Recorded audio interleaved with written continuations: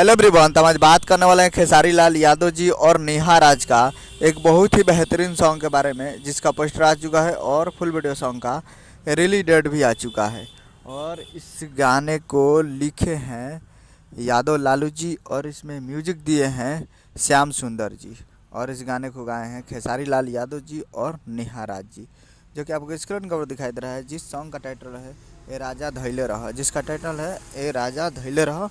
और वीडियो में खेसारी लाल यादव जी और ये चांदनी सिंह जी हैं। शायद फिट में कोई मेंशन नहीं किया गया है, लेकिन चांदनी सिंह जैसे लग रही है हीरोइन, तो शायद चांदनी सिंह जी ही होंगी।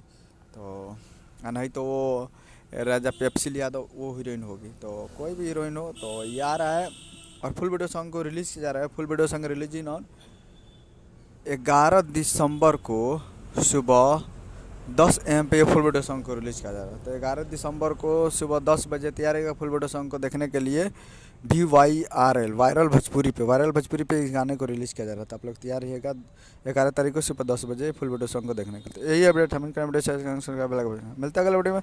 तब तक के लिए जय हिंद, जय भोजपुरी।